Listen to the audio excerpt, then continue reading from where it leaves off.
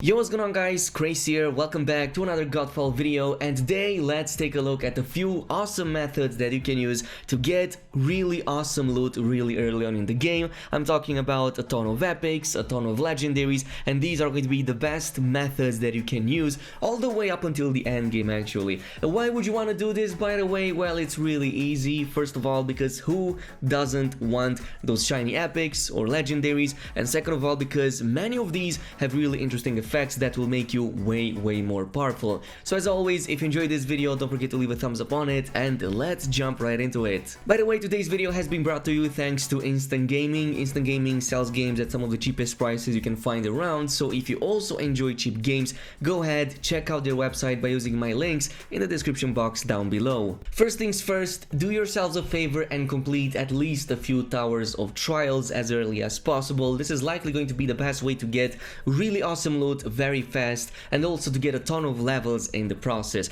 So this is basically kind of like a survival mode. You ascend this tower right here and fight increasingly tougher challenges and enemies, including bosses, but at the same time you will also get increasingly better loot, especially those legendaries. Of course, this unlocks around the time you reach the water realm, so by that time you should have it right here on the map. There's two versions of it, a low level 15 one, and then there's also the ascended version, but that's going to be for level 50. But even the low level one is really amazing. You can just go ahead, fight these tougher enemies, and even have a ton of chances to get at least epics, if not quite a number of legendaries. Now the Tower of Trials is made out of two parts that kind of repeat themselves. So the first one that begins is the tower lift. You basically have this time trial on this ascending platform, and you kind of have to defeat enemies as you ascend through the tower. Once you have reached the next level, you're going to be able to exit out in the open, and you can do so through multiple doors colored differently. So usually they indicate the type of stat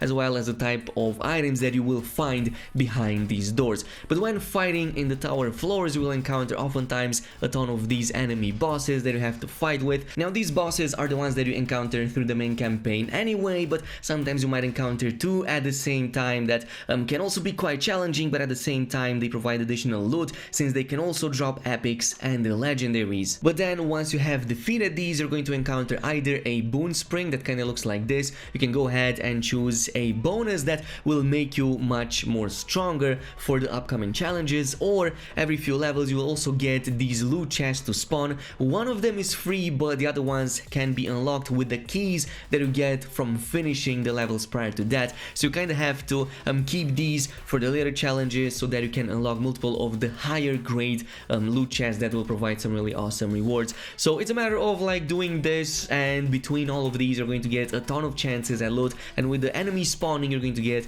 a ton of levels as well. Now the second one is going to be something a little bit different. You've likely finished missions, you've likely seen that somewhere on the screen it tells you that if you want to complete bonus objectives you can do that by activating Twilight Beacons, and I definitely recommend going ahead and doing this, especially in the Earth map, since this is going to be like the easiest map to do this in. So basically once you're finished with a mission, if you activate a Twilight Beacon, it will activate 3 objectives on the map. Now this can be anything from chests, puzzle chests, enemy fights, and even some of these loot crabs that can drop quite a bit of loot. But once you complete all of these 3, it's going to give you access to one, well, really amazing purple chest. And yes, that has a chance to both drop at least a purple, but also quite a nice chance to drop some legendaries even at level 1. So I really recommend you guys go ahead and do this. Again, you just need to complete 3 of these objectives to get to the purple loot, and you also get those other chests along the way for additional chances. And by the way, I think you can complete this infinitely. I'm not really sure if there's a cap. I usually complete it 2 or 3 times per map, but even in that case it still shows me that there's more on the map that I can complete. So really amazing early on method to get really awesome legendaries. Moving on to number 3, as you progress through the game you're going to encounter a ton of mini bosses, but even more so the bigger story related bosses that can guarantee drop legendaries. Actually, I'm not gonna spoil anything, I'm just gonna show you some of the items that I got, but these seem to guarantee drop at least one legendary from what I was able to tell. And one of the first big bosses that I fought in the Earth realm basically dropped this Vengeance Greatsword, all around amazing. I think this was around the level 9 or 10 when I got it, but it carried me way into the 20s, even level 30. 30. I didn't even upgrade it and it was so freaking amazing. Now this is probably gonna be the best sword that you can equip on your Lionhead Valor Plate because it just makes your cooldown reduction even better. So whenever you perform a takedown, you gain a 2% Arcane Fury charge and a 38% Arcane Fury charge speed for 10 seconds straight. And by the way, I already talked about the best early skills, a few of which were specifically aimed at taking down enemies really easily, so that would fit this build so well and you would be able to constantly spam your ultimate ability. Now I'm not entirely sure if this is the only one that drops from that boss. Let me know down below if from the first boss you also got it, if you already reached that point. But if you didn't get it, don't worry, there's going to be ways to refarm the big story mission bosses, but I'm going to talk about that in a different video. Now as alternatives, as I've said, there's a ton of mini bosses that eventually will spawn, and of course these are accessible through these missions called hunts. Basically they are colored with the color blue. You can see them on the map. There's going to be several for each of the 3 realms, and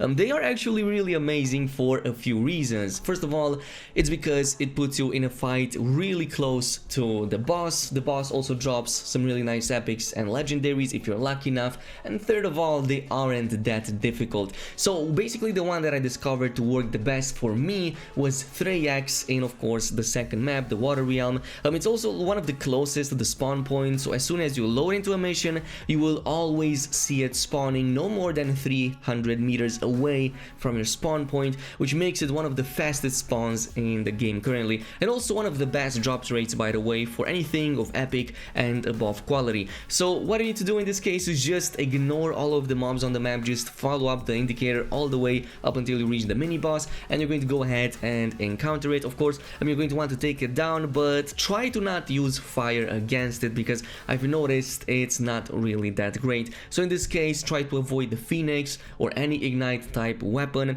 and just go ahead with something different. You can use like poison, water, chill effects. You can also use like bleed. I'm currently playing with a bleed kind of a build that's really amazing, so this works really amazing for me. But as I've said, you can repeat this. It takes like 3, 4, 5 minutes to take it down, and you can go ahead and get quite some nice loot in the process. Now if you didn't reach that point with the second realm, then don't worry, there are alternatives in the first map as well, which is going to be the Rancor in map 1 Earth, and it's basically right here on this side of the map. Now this fight is a bit easier but also trickier in a sense because the boss kind of tends to move all over the place. It also has those really annoying tails, but it kind of has a similar chance to drop loot of high quality, and at the same time it's also pretty close to your spawn point, if you can believe this. There's other alternatives in there, but these were the ones that I found to be the easiest, the fastest, and the best when it comes to loot.